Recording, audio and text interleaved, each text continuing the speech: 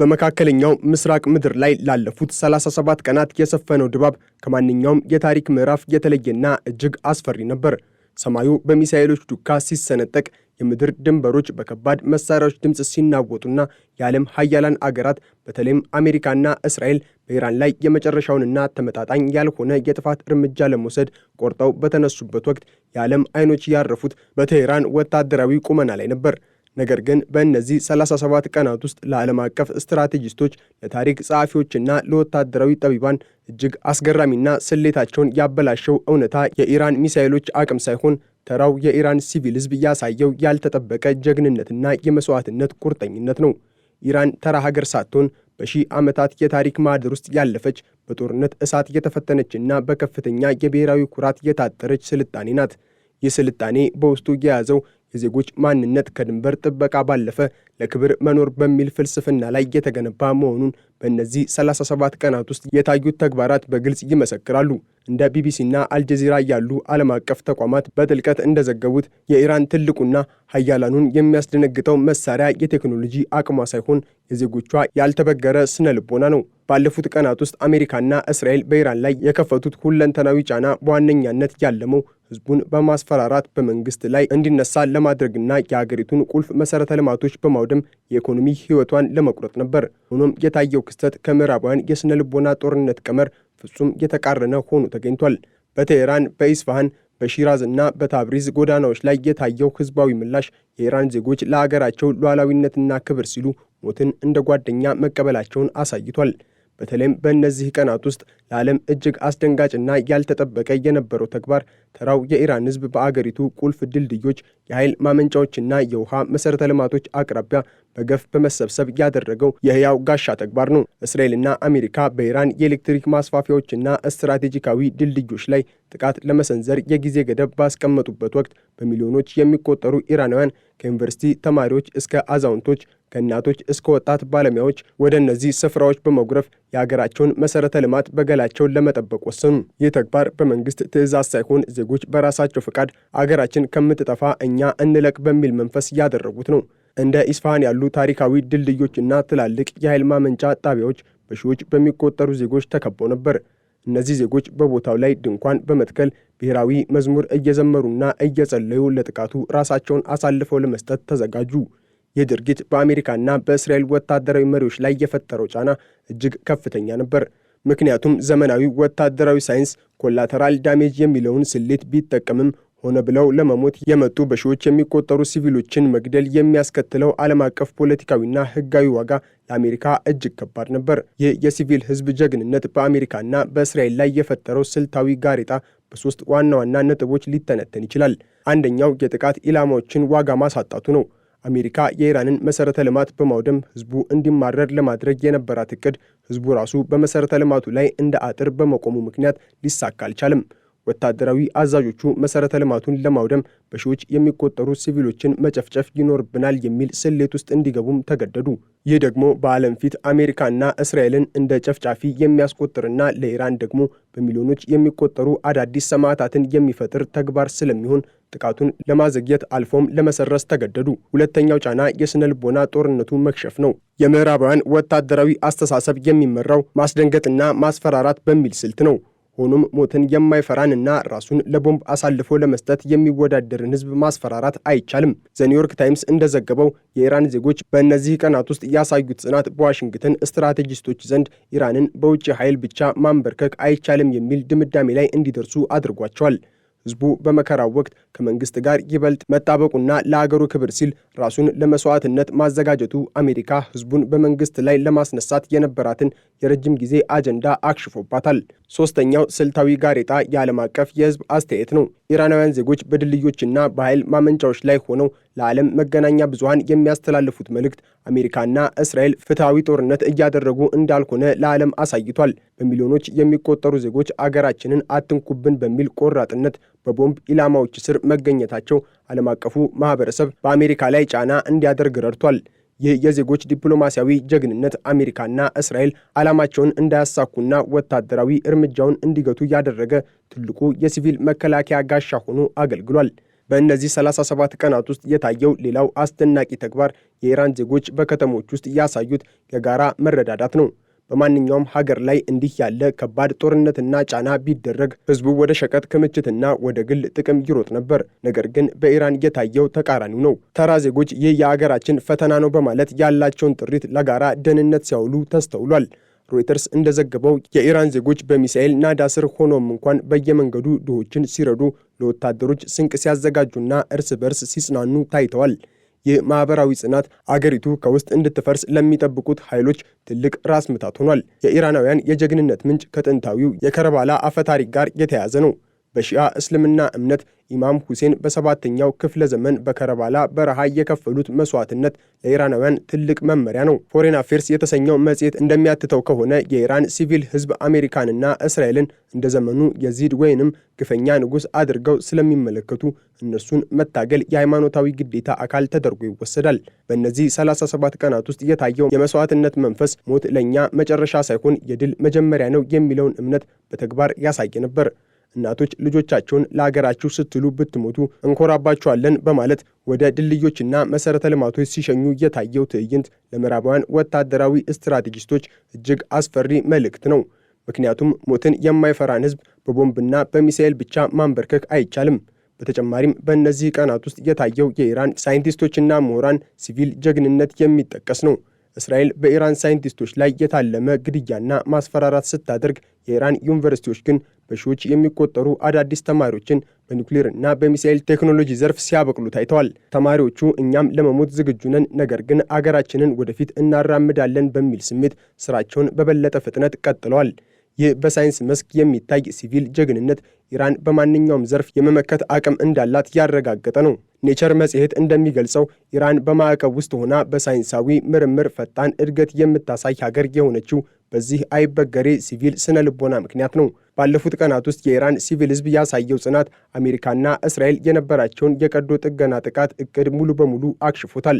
በድልድዮች ላይ የታየው የዜጎች ህዝባዊ ማዕበል ማንኛውንም አይነት ወታደራዊ እንቅስቃሴ አደገኛና ዋጋው ከፍተኛ እንዲሆን አድርጎታል። ይህ ተግባር የሚያሳየው የኢራን ህዝብ ጦርነትን እንደ ወታደራዊ ግዳጅ ብቻ ሳይሆን እንደ እያንዳንዱ ዜጋ የህልውና ግዴታ አድርጎ እንደሚመለከተው ነው። የሀገር ፍቅር ስሜታቸው ከግል ህይወታቸው በላይ መሆኑን ለዓለም ያሳዩበት በእነዚህ 37 ቀናት ውስጥ ነው። በእነዚህ ቀናቶች ውስጥ የታየው የኢራን ሲቪል ህዝብ አንድነት ለዓለም አቀፉ ማህበረሰብ የሚነግረው አንድ እውነት አለ። ኢራን የፖለቲካ ካርታ ላይ ያለች መስመር ብቻ ሳትሆን የሰው ልጅ ጽናት መገለጫ ናት። በመንግስት ላይ ቅሬታ ያላቸው ዜጎች እንኳን አገራቸው በውጭ ኃይል ስትጠቃ ፖለቲካዊ ልዩነታቸውን ረስተው ለአገራቸው ሰንደቅ ዓላማ መሰለፋቸው የኢራንን ብሔራዊ ኩራት ያሳያል። ይህ የፋርስ ብሔርተኝነት ከሃይማኖታዊ እምነት ጋር ተዳምሮ የኢራንን ሲቪል ህዝብ ለማንኛውም ወራሪ ኃይል የማይበገር ጋሻ አድርጎታል። አሜሪካና እስራኤል በኢራን ላይ የሚሰነዘር ማንኛውም ጥቃት ህዝቡን ከመንግስት ጋር በበለጠ እንደሚያጣብቀው በእነዚህ ቀናቶች ውስጥ በተግባር ታይቷል። በተጨማሪም የኢራን ዜጎች በእነዚህ ቀናቶች ውስጥ ያሳዩት የዲጂታል ጀግንነት የሚጠቀስ ነው። በሚሊዮኖች የሚቆጠሩ የኢራን ወጣቶች በሳይበር መስክ የአሜሪካንና የእስራኤል መሠረተ ልማቶች ላይ ጥቃት በመሰንዘር አገራቸውን ተከላክለዋል። ይህ የሳይበር ጀግንነት ኢራን በማንኛውም ዘርፍ የመመከት አቅም እንዳላት ያረጋግጣል። ኢራን የከርሰ ምድር የሚሳኤል ከተሞችን መገንባት ብቻ ሳይሆን ህዝቡ ለእነዚህ ከተሞች የደጀንነት ስራዎችን በፈቃደኝነት መስራቱ አገሪቱ ከጠላት ድንገተኛ ጥቃት ራሷን ለመከላከል ያላትን ዝግጁነት ያሳያል። በእነዚህ ቀናቶች ውስጥ የተከናወኑት ተግባራት እንደሚያመላክቱት የኢራን ህዝብ ለዓለም አቀፉ ሀያላን የማይታለፍ ግንብ ሆኖ ቆሟል። አሜሪካና እስራኤል የቱንም ያህል የቴክኖሎጂ ብልጫ ቢኖራቸውም ሞትን የናቀንና ለሀገሩ ክብር ሲል በድልድዮች ላይ ቆሞ ኑ ግደሉኝ የሚልን ህዝብ ማሸነፍ አይችሉም። ይህ የሲቪል ህዝብ ጀግንነት አሜሪካና እስራኤል ስትራቴጂካዊ ዓላማቸውን እንዳያሳኩ ይኸውም ኢራንን በፍጥነት በማሽመድመድ እንድትገዛ ማድረግ እንዳይችሉ አድርጓቸዋል። ይልቁንም በእነዚህ 37 ቀናት ውስጥ ኢራን ይበልጥ ጠንካራና በራሷ የምትተማመን ሀገር ሆና ወጥታለች። ከሰሞኑን በመካከለኛው ምስራቅ የታየው ድራማዊ ክስተት የዓለምን ወታደራዊ ስሌት የቀየረ ነበር። አሜሪካና እስራኤል ያላቸውን እጅግ ዘመናዊና ስማርት የተባሉ የሚሳኤል ቴክኖሎጂዎችን በመጠቀም የኢራንን የጀርባ አጥንት ለመስበር አቅደው ቢነሱም በገሃድ የገጠማቸው ግን ሊበጥሱት የማይችሉት የሰው ግንብ ነበር። በእነዚህ ቀናቶች ውስጥ በተለይም በኢራን ታሪካዊና ስልታዊ ከተሞች ውስጥ የታየው የዜጎች እንቅስቃሴ ለምዕራባውያን ጀነራሎች ትልቅ የራስ ምታት ሆኖ ቆይቷል። ዜጎች ወደ ስትራቴጂካዊ ድልድዮችና የኃይል ማመንጫዎች በመጉረፍ ያደረጉት ተግባር ጦርነትን ከመሳሪያ ፍልሚያ ባለፈ ወደ ስነ ልቦናዊና ሰብአዊነት ትግል ቀይሮታል።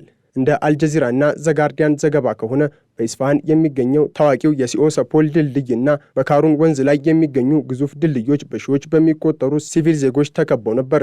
እነዚህ ዜጎች በቦታው ላይ የተገኙት በአጋጣሚ ሳይሆን አሜሪካና እስራኤል እነዚህን መሠረተ ልማቶች እንመታለን የሚል ዛቻ ካሰሙ በኋላ ነው። ዜጎቹ ድልድዮቹን እንደ መኖሪያ ቤታቸው በመቁጠር በላያቸው ላይ ድንኳን በመትከልና ብሔራዊ መዝሙር እየዘመሩ ማደር ጀመሩ።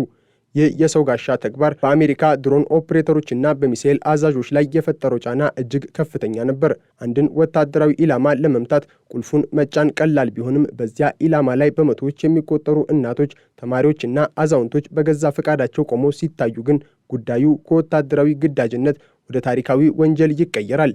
አሜሪካና እስራኤል ይህንን ሕዝብ ጨፍጭፈው መሠረተ ልማቱን ለማውደም ቢሞክሩ ኖሮ የሚገጥማቸው ዓለም አቀፍ የዲፕሎማሲያዊ ውድቀትና በኢራን ሕዝብ ዘንድ የሚፈጠረው ዘላለማዊ እልህ ከጥቃቱ ከሚያገኙት ወታደራዊ ትርፍ በላይ እንደሚሆን ተረድተዋል። ይህ የዜጎች መስዋዕትነት ተግባር በአጥቂ ኃይላት ላይ የፈጠረው ትልቁ ጫና የኢላማ ሽባነት የተባለውን ክስተት ነው። በእነዚህ ቀናቶች ውስጥ የእስራኤል ወታደራዊ አመራሮች በኢራን የኤሌክትሪክና የውሃ መሠረተ ልማቶች ላይ ጥቃት ለመሰንዘር በተደጋጋሚ እቅድ ቢያወጡም በየቦታው ያለው የሕዝብ ክምችት እቅዱን እንዲሰርዙ አስገድዷቸዋል። የራንድ ኮርፖሬሽን ወታደራዊ ተንታኞች እንደሚሉት ኢራናውያን ያልተመጣጠነ ጦርነትን ወደ ሲቪል ማህበረሰቡ አውርደውታል። አንድ አገር መደበኛ ሰራዊቷን ብቻ ይዛ ጦርነት ውስጥ ስትገባ ጠላት ሰራዊቱን በመምታት ድል ሊቀዳጅ ይችላል። ነገር ግን ህዝቡ ራሱ እኔን ሳትገድሉ አገሬን አትነኩም ብሎ በኢላማዎቹ ላይ ሲቆም ወታደራዊ ሳይንሱ የሚሰጠው መልስ የለም። ይህ የኢራናውያን ተግባር አሜሪካና እስራኤል የነበራቸውን የቀዶ ጥገና ጥቃት ማለትም ህዝብን ሳይነኩ መሠረተ ልማትን የመምታት እቅድ ሙሉ በሙሉ አክሽፎታል። በተጨማሪም በእነዚህ 37 ቀናት ውስጥ የታየው የኢራን ሲቪል ህዝብ ጀግንነት በአሜሪካ የውስጥ ፖለቲካ ላይ ጫና ፈጥሯል።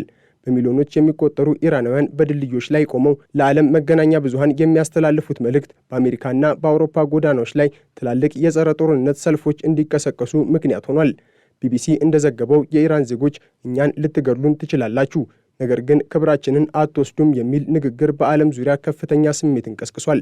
ይህ ደግሞ አሜሪካ በኢራን ላይ የከፈተችው ጦርነት በዓለም አቀፉ ማህበረሰብ ዘንድ ተቀባይነት እንዲያጣና ዋሽንግተን ላይ ከባድ ዲፕሎማሲያዊ ጫና እንዲያርፍ አድርጓል። በዚህም ምክንያት አሜሪካና እስራኤል የነበራቸውን ወታደራዊ ግስጋሴ ለመግታትና ወደ ድርድር ጠረጴዛ ለመመለስ እንዲገደዱ አድርጓቸዋል። የኢራናውያን የጀግንነት ምንጭ ከጥንታዊው የፋርስ ኩራት፣ ከሃይማኖታዊው የመስዋዕትነት እሴት የመነጨ ነው። በእነዚህ ቀናቶች ውስጥ የታየው የሲቪል ህዝብ ጽናት በ1980ዎቹ የነበረው የኢራንና ኢራቅ ጦርነት መንፈስ የሚቀሰቅስ ነበር። በወቅቱ ዜጎች ለፈንጂ ሜዳዎች አጥር እንደሆኑ ሁሉ ዛሬ ደግሞ ለዘመናዊ መሠረተ ልማቶች የሰው አጥር ሆኗል። ይህ ድርጊት የሚያሳየው ኢራናውያን አገራቸውን እንደ ተራ መሬት ሳይሆን እንደ ማንነታቸውና ክብራቸው አድርገው እንደሚመለከቱ ነው። ኒውዮርክ ታይምስ እንደዘገበው የኢራን ሲቪል ህዝብ ማዕቀብና ጦርነት በበረታባቸው በእነዚህ ቀናቶች ውስጥ ከመንግስት ጋር ያላቸው ትስስር ይበልጥ ጠንክሯል። በመንግስት ላይ ቅሬታ ያላቸው ዜጎች እንኳን አገራቸው በውጭ ኃይል ስትጠቃ ፖለቲካዊ ልዩነታቸውን ረስተው ለሀገራቸው ሰንደቅ ዓላማና መሠረተ ልማት ጥበቃ መሰለፋቸው የምዕራባውያንን ህዝቡን ከመንግስት የመነጠል ስትራቴጂ ሙሉ በሙሉ አክሽፎታል። በእነዚህ ቀናቶች ውስጥ የታየው ሌላው አስደናቂ ተግባር የኢራን ሳይንቲስቶችና ምሁራን ያሳዩት የቤተ ሙከራ ጀግንነት ነው። እስራኤልና አሜሪካ በሳይበር ጥቃት የኢራንን የኃይል መሠረተ ልማቶች ለማሽመድመድ በሞከሩበት ወቅት ወጣት የኢራን መሐንዲሶችና የሳይበር ባለሙያዎች በኢላማዎቹ ስፍራ ላይ ሌት ተቀን በመገኘት ጥቃቶቹን ሲከላከሉ ቆይተዋል። እነዚህ ባለሙያዎች እኛም በግንባር እንዳለ ወታደር ነን በሚል ስሜት ከሚሳኤል ዛቻው ጎን ለጎን የቴክኖሎጂውን ጦርነት በድል ተወጥተውታል።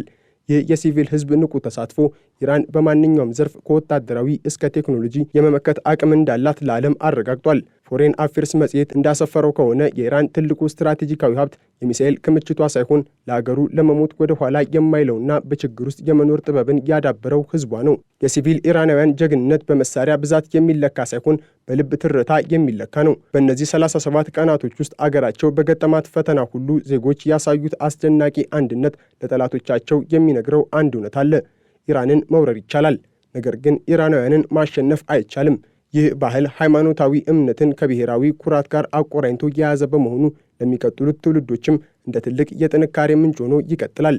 አሜሪካና እስራኤል ከኢራን ጋር ባላቸው ግብግብ ሁልጊዜም ጥንቃቄ የሚያደርጉት ከፊት ለፊታቸው ያለው ሰራዊት ብቻ ሳይሆን ለአገሩ ለመሞት የሚቆምረውንና በእነዚህ 37 ቀናት ውስጥ ጽናቱን ያሳየውን 85 ሚሊዮን ሕዝብ ጭምር መሆኑን ስለሚያውቁ ነው። የኢራን ሲቪል ሕዝብ በእነዚህ ቀናቶች ውስጥ የጻፈው የታሪክ ገጽ ለሰው ልጅ የመንፈስ ጥንካሬ አዲስ ምስክርነት ሆኖ ለዘላለም ይኖራል።